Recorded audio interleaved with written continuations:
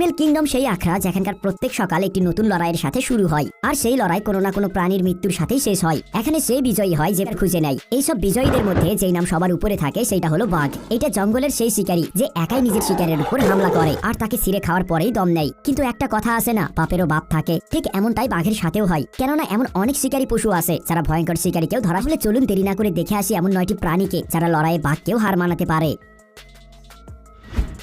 Number 9, water buffalo.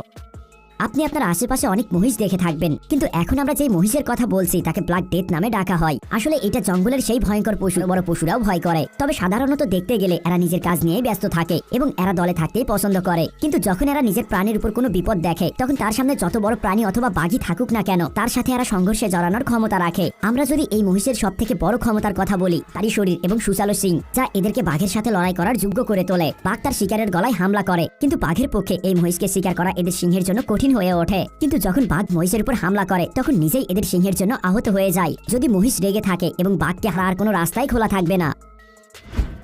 Number 8, crocodile.